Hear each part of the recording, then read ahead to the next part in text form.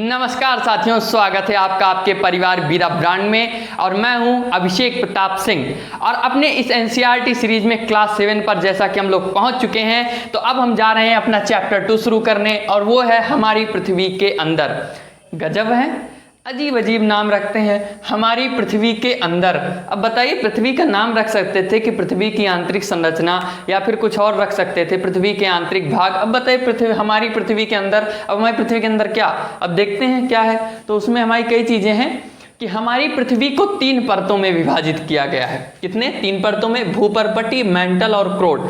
आप लोग ये समझिए कि जिस पृथ्वी पर रहते हैं उसकी आकृति कैसी है? पृथ्व्याकार है, यानी कि गोल आकृति के समक्ष है, लेकिन उसके बराबर नहीं कह सकते कि हमारी पृथ्वी एकदम गोल नहीं है। जैसा कि हम कह सकते हैं कि ये हमारी पृथ्वी है, एज्यूम कर लेते हैं। तो हमारी पृथ्वी के सबसे ऊपरी भाग पर जहां पर हमारा निवास होता है, यानी कि जहां पर हम लोग रहते हैं, वह भूपर्पटी का स्थान होता है। ये जो आप थोड़ा नीला नीला टाइप का एरिया देख रहे हैं ना, ये नीला नीला टाइप का एरिया, ये क्या है? भूपर्पटी है। यानी कि ये पृथ्वी के सबसे ऊपरी भाग है, भूपर्पटी का भाग होता है। उसके पश्चात आता है दूसरा भाग, क्या है? मेंटल। अब जो मेंटल है, इसमें 2 परतें होती हैं, एक ऊपरी मेंटल होता है, एक निचला मेंटल होता है। तो भूपर्पटी के जस्ट नीचे ऊपरी मेंटल होता है। कहां पर? ये भूपर्पटी खत्म हुआ, यहां पर ऊपरी मेंटल स्टार्ट हो गया। तो ये क्या हो गया? ऊपरी मेंटल हो गया। ऊपरी मेंटल से के बीच का ये जो क्षेत्र होता है, इसके नीचे वो होता है निचला मेंटल। आता ये पूरा एक मेंटल में है, यानी भूपर्पटी के बाद जो श्रेणी आती है वो मेंटल की ही होती है। मेंटल के बाद आता है क्रोड, बाह्य क्रोड एवं आंतरिक क्रोड। अब इसमें ऊपरी क्रोड एवं निचला क्रोड नहीं कह सकते हम, इसमें आपको बाह्य एवं आंतरिक शब्द का ही प्रयोग करना है, ठीक है। तो ये हमने जान लिया कि बाह्य क्रोड एवं आंतरिक क्रोड क्या होता है। अब इसको अगर ये मान लीजिए कि अगर हमारी पृथ्वी कुछ इस आकृति की है और ये हमारी पृथ्वी का केंद्र भाग है, तो अगर हम इसको कुछ इस प्रकार से इसका एक भाग अलग कर लें, इसका एक भाग अलग करके निकाल लें, जैसे कि तरबूज है, तरबूज को हम काटेंगे तो उसका एक हिस्सा अलग से हम लोग निकाल लेते हैं। तो अगर उसका एक हिस्सा हम लोग अलग से निकाल लेते हैं तो हम ये समझ सकते हैं कि ये उसका भाग हो जाएगा, एक ये उसका भाग हो जाएगा। और यहाँ पर जो आप लोग देख रहे हैं, ये भाग हो गया सबसे ऊपरी परत, भूपर्पटी वाला परत हो गया।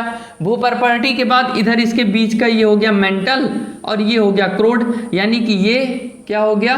भूपर्पटी। ये मेंटल हो गया आपका, मेंटल, ठीक है। और आप इसको ये कह सकते हैं कि ये मेंटल नहीं है, ये ऊपरी मेंटल है। क्या है? ऊपरी मेंटल। और ये निचला मेंटल है आपका, क्या? निचला मेंटल। और ये जो आपको दिख रहा है यहाँ पर, ये हो, इसे हम कह सकते हैं, ये हमारा बाह्य क्रोड है, बाह्य क्रोड। और यह वाला भाग जो है वो है आंतरिक क्रोड। क्या चीज? आंतरिक क्रोड। आप लोगों के मन में एक जिज्ञासा उत्पन्न हो रही होगी कि जिस भूपर्पटी पर हम लोग रहते हैं, वहां से लेकर पृथ्वी का जो सबसे केंद्र भाग होता है उसके बीच की दूरी कितनी होती होगी? तो ये होती है 6371 किलोमीटर। कितना? 6371 किलोमीटर।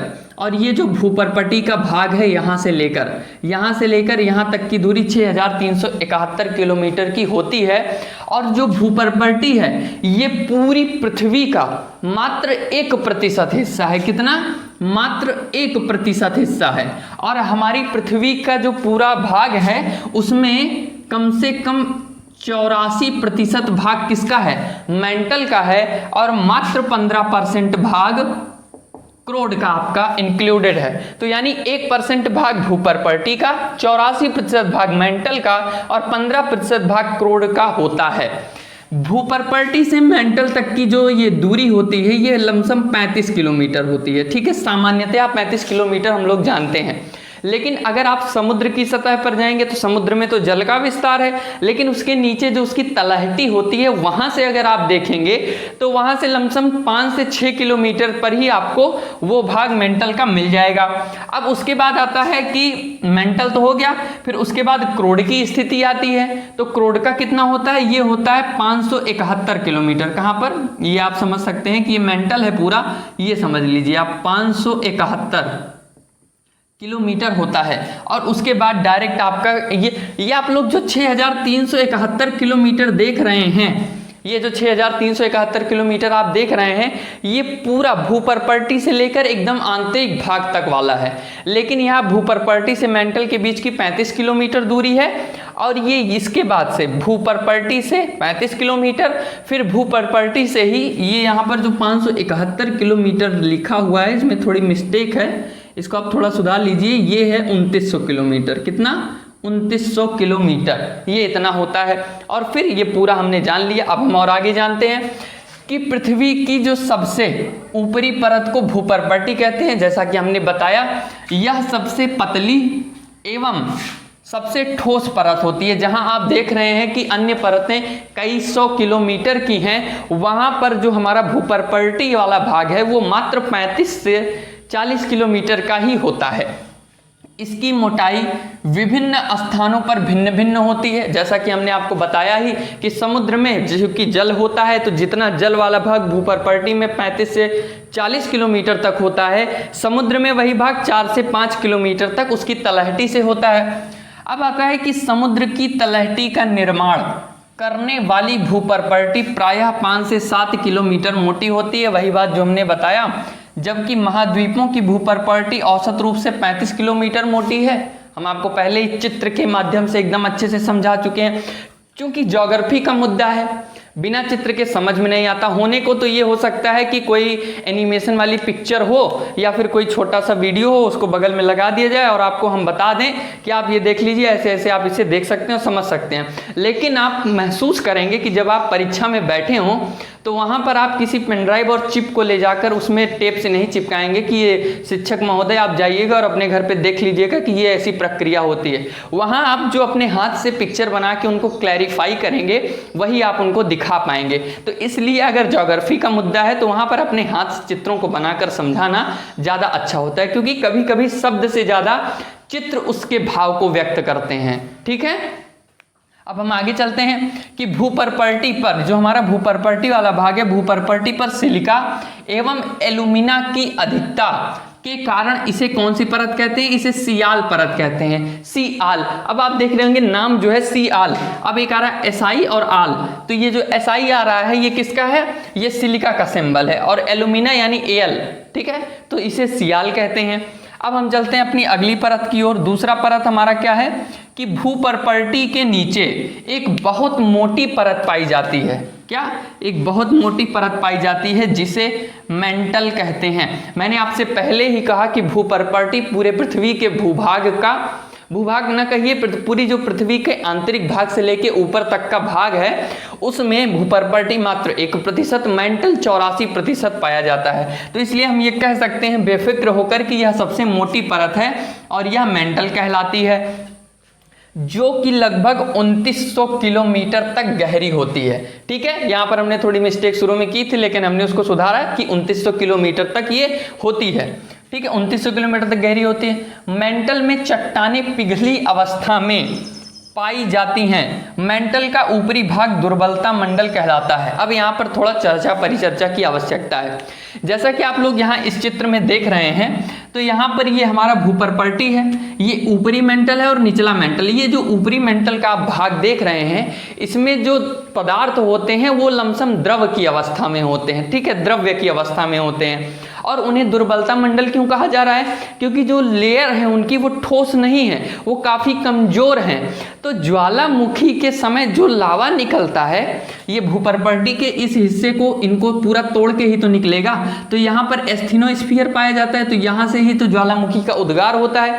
हम आगे पढ़ेंगे कि ज्वालामुखी का उद्गार कैसे होता है, लेकिन ये हमें जानना पड़ेगा। तो ये क्षेत्र क्या कहलाता है? एस्थेनोस्फीयर, यानी कि दुर्बलता मंडल कहलाता है।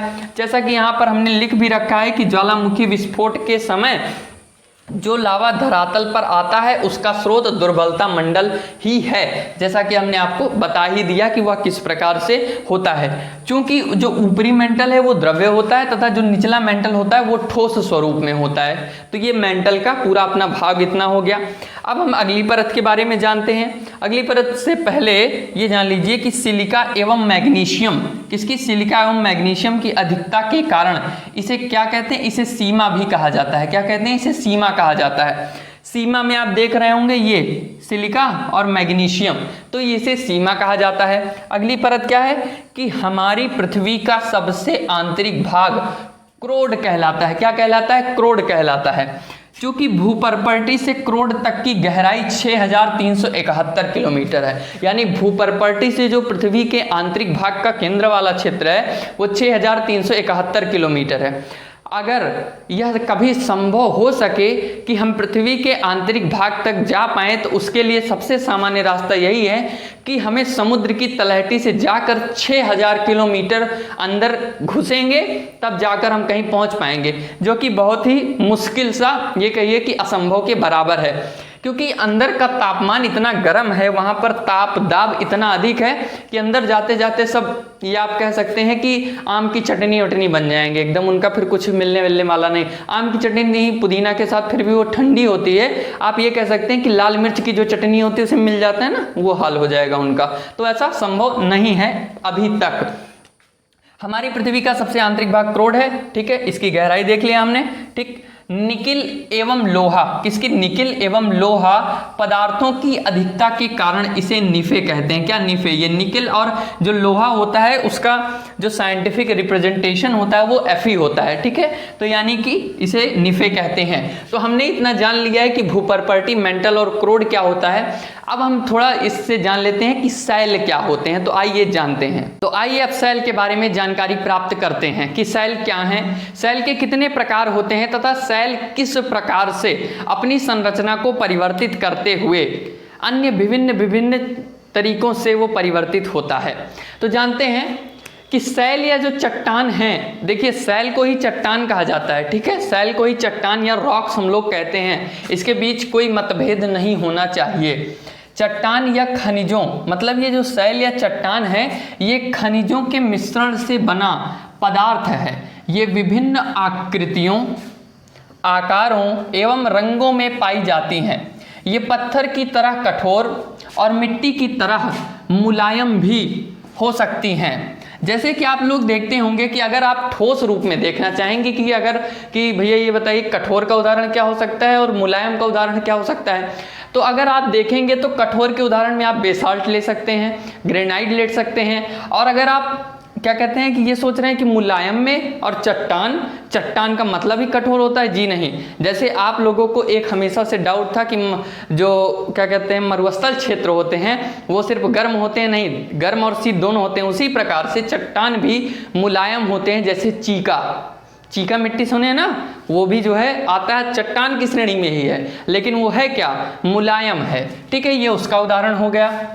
तो चट्टान एवं सैल को हम लोग जान चुके हैं। निर्माण के आधार पर, किसके, निर्माण के आधार पर, प्राकृतिक रूप से जो निर्माण के आधार पर सैल या चट्टान को 3 प्रकारों में विभाजित किया गया है। यानी ये कितने प्रकार के होते हैं, 3 प्रकार के होते हैं। वो कौन कौन से हैं, आग्नेय सैल, अवसादी सैल और रूपांतरित सैल, यानी कि इग्नियस सैल, सेडिमेंट्री सैल एवं मेटामॉर्फिक सैल। सैल कहीं रॉक कह लीजिए, बात एक ही है, ठीक है, आग्नेय, अवसादी और रूपांतरित। आग्नेय सैल सामान्यतः ज्वालामुखी से, और देखिए इसमें ये चीज़ समझने वाली बात है कि जो ये आग्नेय सैल है सबसे प्राथमिक सैल यही होती है, इसी से ये अवसादी और रूपांतरित सैल चक्रीय रूप में हमें प्राप्त होते हैं। अभी थोड़ी देर बाद हम उसको जानेंगे। तो अब जानते हैं आग्नेय सैल के बारे में। आग्नेय सैल लैटिन शब्द, ठीक है, ये जो आग्नेय शब्द है ये लैटिन शब्द इग्नियस का रूपांतरण है, जिसका अर्थ होता है आग। क्या चीज, आग।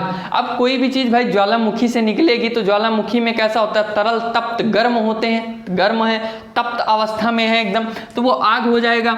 और भूगर्भ के अंदर उपस्थित तरल पदार्थ, यानी भूगर्भ के अंतर्गत, जैसा कि आपको पता है कि उच्च ताप दाब के कारण जो उसमें पदार्थ हैं वो तरल अवस्था में पाई जाती हैं एवं उनका तापमान काफ़ी ज़्यादा अधिक होता है।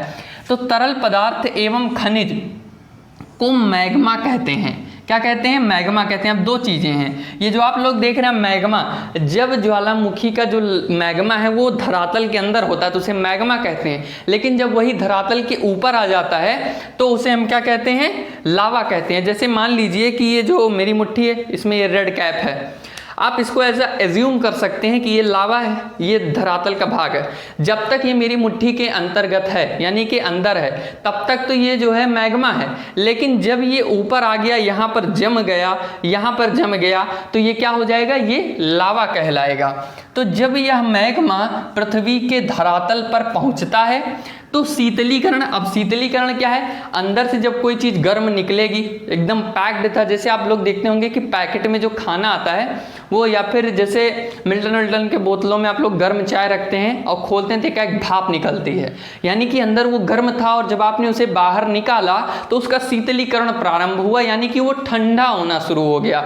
उसी प्रकार से जब वो मैग्मा पृथ्वी पर धरातल पर आता है और धीरे धीरे जमना शुरू करता है तो उसका शीतलीकरण होता है, अर्थात वो ठंडा होता है। एवं जमाव के कारण, एवं जब वो जमने लगता है, जमाव के कारण आग्नेय शैल का निर्माण होता है। किसका? आग्नेय शैल यानी कि इग्नियस रॉक का निर्माण होता है। अब इसमें कौन कौन से हो सकते हैं, इनके कौन कौन से उदाहरण हैं? इसमें आपका ग्रेनाइट है, डायोराइट है, बेसाल्ट है, गैब्रो, ये सब क्या है? आपके आग्नेय शैल के उदाहरण हैं। अब थोड़ा इसके बारे में और जानकारी प्राप्त कर लेते हैं कि जो पृथ्वी का 2/3 भाग, कितना? पृथ्वी का 2/3 भाग आग्नेय शैलों से बना है। इन्हें प्राथमिक चट्टानें भी कहते हैं। जैसा कि मैंने आपसे कहा कि इन्हें प्राथमिक चट्टानें भी कहा जाता है, क्योंकि आप लोग सामान्यतः समझिए कि हमने आपसे क्या कहा है कि अभी हमने पिछले पर्यावरण वाले चैप्टर में ही अध्ययन किया है। आप हर चीज़ को एकदम लिंक करते हुए हमारे साथ चलिए। पर्यावरण में हमने अध्ययन क्या किया कि मानव किन चीज़ों का निर्माण करता है? मानव प्रकृति में उपस्थित चीज़ों को ही यूटिलाइज करके अपने हिसाब से उसका प्रयोग करता है।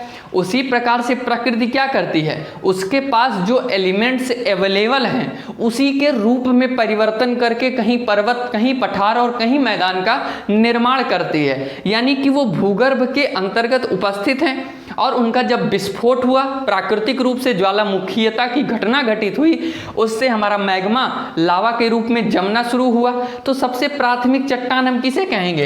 इसी आग्नेय को ही तो कहेंगे, क्योंकि जो देखिए जो चट्टान का निर्माण हो रहा है ये ज्वालामुखीयता के फलस्वरूप एकमात्र ऐसा चट्टान है आग्नेय शैल जिससे ये बन रहे हैं, क्योंकि ये अंदर से आता है, बाहर जमता है, तब जाकर ये कहीं चट्टान के स्वरूप में आता है। तो यानी सबसे लंबा प्रोसेस किसका हुआ? आग्नेय का हुआ। ये सब तो पृथ्वी के भूपर्पटी वाले भाग पे घटित होते हैं, पर ये तो आग्नेय शैल वाला भाग आंतरिक भाग से शुरू होते हुए बाहरी भाग पर इसका प्रभाव परिलक्षित होता है। तो इसलिए प्राथमिक चट्टानें भी कहते हैं, क्योंकि इन्हीं चट्टानों से, वही बात जो मैंने आपसे कही, क्योंकि इन्हीं चट्टानों से अन्य का निर्माण होता है, इसलिए इसे प्राथमिक चट्टानें कहते हैं। अभी ये कैसे होता है कि आग्नेय से अवसादी, अवसादी से रूपांतरित कैसे बनता है, तो इसको अभी हम जानेंगे। सूक्ष्म में आप ये जान लीजिए कि आग्नेय ने कोई चट्टान बनाया, उसका टूट फूट हुआ, कहीं बहकर, उड़कर या फिर किसी भी द्वारा से वह कहीं पर बह कर गया, वर्षा हुई, हवा चला, उड़कर कहीं पर गया, उनका अवसाद का जमाव होता गया, उससे निर्माण हो गया अवसादी वाले का। और रूपांतरित का क्या है कि अवसाद वाला है, कहीं पर जमता गया, उसके ऊपर ताप दाब का प्रभाव पड़ते पड़ते वो फिर से यही बन जाएगा और फिर से ये प्रक्रिया चलेगी। तो अभी हम इसको और विस्तृत रूप में जानेंगे, अभी इतना समझ लें। ये शैलें रवेदार आप समझ सकते हैं, एकदम जैसे आप सूजी देखते हैं, सूजी वो रवेदार होती है। अगर आप उसको कभी छुएंगे ऐसा लगता है दानेदार कुछ टाइप का है। या फिर आप एकदम सामान्य भाषा में जानिए जैसे मोरंग होती है, ठीक है, मोरंग, तो उससे आप बालू जिसे आप कह सकते हैं, बालू तो फिर उतना नहीं होगा, लेकिन मोरंग जो होती है वो कुछ इसी प्रकार से रवेदार हो सकती है। रवेदार, दानेदार एवं कठोर होती है। इससे इनका अपरदन कम होता है। क्या होता है? इससे इनका अपरदन कम होता है, क्योंकि ये परतदार नहीं होती हैं। अगर ये परतदार होती कुछ इस प्रकार से, परतदार होती, यानी परत के ऊपर परत के ऊपर परत। तो क्या होता, धूप पड़ती, वर्षा होती तो इनके परत मान लीजिए कोई चिटक जाती, उनमें से वो दूसरा निकलता तो वो कहीं बहकर चला जाता तो कुछ होता। लेकिन ये क्या है, छोटे छोटे कण के रूप में, छोटे छोटे कण के। तो जब छोटे छोटे कण के रूप में है तो इनकी बॉन्ड कैसे होंगे, इनका बॉन्ड जो होगा वो प्रबल होगा, यानी इनका जो बंध बनेगा वो बहुत ही ठोस और प्रबल रूप से होगा। ठीक है, तो इस नाम लोग, जैसे आप लोग ये समझ लीजिए कि ईंटे के पत्थरों को आप, ईंटे हैं, ईंटे के छोटे छोटे टुकड़े को एक साथ आप मिट्टी में मिलाइए, जितना सही वो नहीं बनेगा। और अगर उसी जगह आप क्या करिए, बालू को लीजिए और बालू को भिगो के एकदम बनाइए, छोटे छोटे कण हैं, बॉन्ड ज़्यादा अच्छा बनेगा, यानी उस मिट्टी का गोला ज़्यादा बनेगा उस ईंट के पत्थरों की अपेक्षा। तो आप ये समझ सकते हैं कि सेम यही कंडीशन इसमें भी होती है। ठीक है, इनमें जीवाश्म नहीं होते, प्रायः आग्नेय शैलों का निर्माण ज्वालामुखी द्वारा ही होता है। ज्वालामुखी इज द, यानी कि volcanism is the only reason for making igneous rocks. ठीक है, ये उसके प्रमुख कारण है, उसी की वजह से इनका निर्माण होता है। आग्नेय शैलों में सोना, चांदी, अभ्रक, लोहा आदि खनिज पदार्थ हमें प्राप्त होते हैं।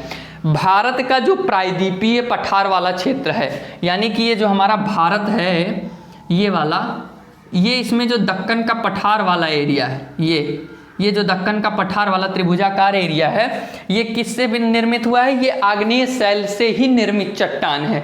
ठीक है, तो यहाँ पर क्या होता है आप देखते होंगे, उधर कर्नाटक में कोलार गोल्ड फील्ड है, इधर मुंबई में पेट्रोलियम प्राप्त होता है, यानी किसी भी प्रकार के खनिज संसाधनों का यहाँ पर एक पर्याप्त मात्रा में इनका पाया जाता है। तो आइए अब हम जान लेते हैं अवसादी और रूपांतरित शैल को। तो अब हम इसको देख रहे हैं, तो इनमें यह है कि इन शैलों का निर्माण अवसादों या मलबा के जमाव के कारण होता है। हमने आपसे पहले ही कहा कि आग्नेय शैल प्राथमिक शैल, यानी कि प्राथमिक चट्टानें हैं, उनमें जब टूट फूट होती है तो उसी के कारण से अवसादी शैलों का निर्माण होता है। उसका प्रोसीजर क्या है कि जब अवसादों एवं मलबा के जमाव के कारण होता है, लेकिन ये मलबे और जमाव होता कैसे है, तो ये होता है कि शैलों के छोटे छोटे कणों को बहता पानी, पवन, हिमानियाँ अपने साथ साथ बहा कर ले जाते हैं। मान लीजिए कोई नदी है, वो पहाड़ों के बीच से बहकर आ रही है, तो पहाड़ों के साथ जो नदियों के जल का घर्षण होगा तो उसके साथ वो पहाड़ के कणों को घर्षित करते हुए उसके कणों को भी तो लेकर आएगी और अपने साथ बहाकर ले जाती है। एवं समुद्र के तल, आप ये कह सकते हैं कि समुद्र के किनारों पर, समुद्र के तल पर या फिर किसी भी भूभाग पर परत दर परत जमा करते जाते हैं और इनकी मोटाई हजारों मीटर तक होती है। आप ऐसा समझ सकते हैं कि समुद्री क्षेत्रों में अगर जब नदियां बहा कर ले जाती हैं तो कई सारी नदियां मिलती हैं, और जब कई सारी नदियां मिलती हैं तो वो अंतोगत्वा किसी न किसी समुद्र में, किसी सागर में गिरती हैं, तो सागरीय क्षेत्रों में ही उनका निर्माण होता है। लेकिन जब कहीं वायु का प्रवाह हो रहा होता है और मान लीजिए कहीं रेत के टीले हैं, जैसे रेगिस्तान वाले क्षेत्रों में क्या है, मरुस्थल है, वहां पर रेत है, हवा चलती है तो उड़ा कर ले जाते हैं, कई सारे रेत के बालू का स्तूपों का निर्माण हो जाता है इस प्रकार से, तो वो भी इसी में आ जाता है। तो किसमें, परतदाल में। और धरातल के कितने, 3/4 भाग में, ये सब चीजें आप लोग ध्यान दीजिएगा, 3/4 भागों में परतदार शैलों का विस्तार पाया जाता है।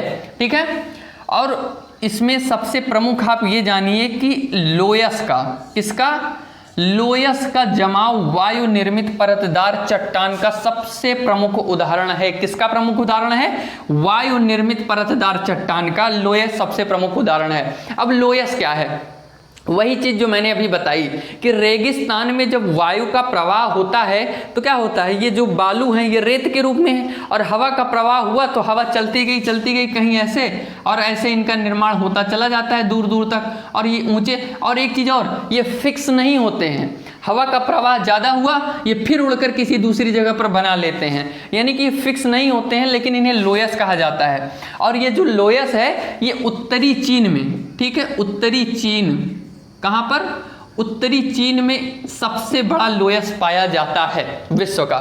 ठीक है, हिमालय पर्वत में भी परतदार चट्टानें पाई जाती हैं, हिमालय पर्वत में भी परतदार चट्टानें पाई जाती हैं। हमने पिछली क्लास में ही अध्ययन कर रखा था कि गोंडवाना लैंड है और अंगारा लैंड है। गोंडवाना लैंड और अंगारा लैंड दोनों के बीच जब सबमर्जन हुआ तो उसके बीच क्या हुआ, जो अवसाद एकत्रित थे उनका ऊपर उठा हुआ। तो अवसाद जब ऊपर उठेंगे तो कहीं ना कहीं जब ऐसे उठेंगे तो कुछ इस पे चढ़ेंगे, कुछ इस पे चढ़ेंगे, कुछ इस पे चढ़ेंगे। तो हिमालय पर्वत क्या है, प्रमुख रूप से परतदार चट्टान है। इसमें क्या हमें प्राप्त होता है, बलुआ पत्थर, स्लेट, चूना पत्थर, खड़िया मिट्टी आदि भी हमें इससे प्राप्त होते हैं। और इनका निर्माण चट्टान चूर्ण, जीवावशेषों, वनस्पतियों के एकत्रीकरण से होता है। अतः इनमें जीवाश्म भी पाए जाते हैं। आग्नेय शैलों में जीवाश्म नहीं पाए जाते थे क्योंकि वो पृथ्वी के आंतरिक भाग से आ रहा है और पृथ्वी का आंतरिक भाग का ताप दाब इतना अधिक है कि उसमें जीवन संभव है नहीं, तो इसमें जीवाश्म पाए नहीं जाते हैं। परंतु ये क्या है, पृथ्वी की भूपर्पल्टी वाले क्षेत्र में ये घटनाएं घटित हो रही हैं। तो मान लीजिए नदियों के साथ बहकर जा रही है, मछली है या फिर उसमें जो भी समुद्री नदियां जीव हैं, प्राकृतिक जीव हैं, उनका जमाव होता जा रहा है, साथ में वायु में भी उनका जमाव होता जा रहा है। तो कहीं ना कहीं एक मिश्रित स्वरूप में परतदार शैल का निर्माण होता है। ठीक है, ये परतदार होते हैं परंतु रवेदार नहीं होते हैं, यानी कि इसमें लेयर्स होती हैं। ये ऐसे ऐसे ऐसे लेयर्स होती हैं पर इनमें पार्टिकल्स टाइप के ये नहीं होते हैं। ठीक है, इसमें रवे नहीं होते हैं, मतलब इनकी बॉन्डिंग आग्नेय शैल की अपेक्षा, ठीक है, आग्नेय शैल के कंपैरिजन में ये उतना इनका बॉन्ड अच्छा नहीं होता है। ठीक है, ये हो गया। और प्रायः ये मुलायम चट्टानें होती हैं। कौन, परतदार चट्टानें प्रायः मुलायम चट्टानें होती हैं, परंतु बलुआ पत्थर जैसी कुछ कड़ी भी होती हैं।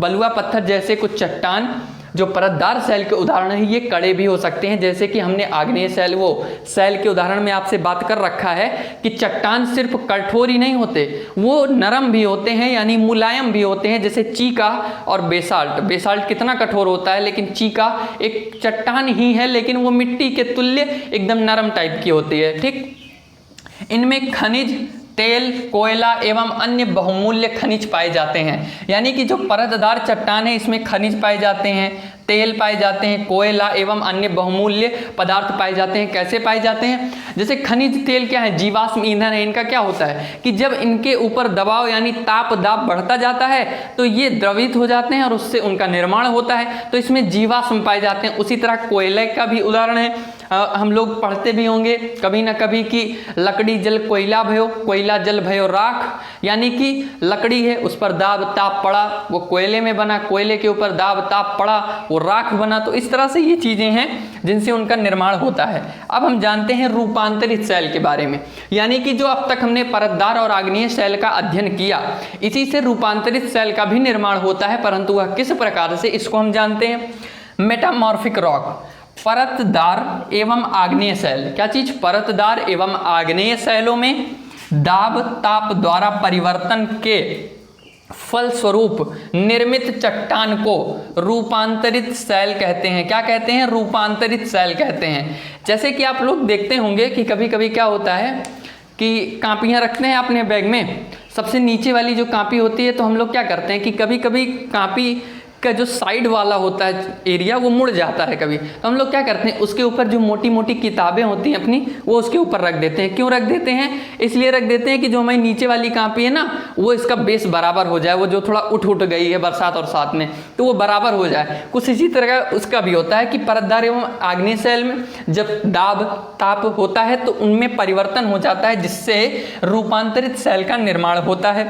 रूपांतरण के दौरान, ठीक है, रूपांतरण के दौरान चट्टान का संगठन तथा रूप रंग बदल जाता है।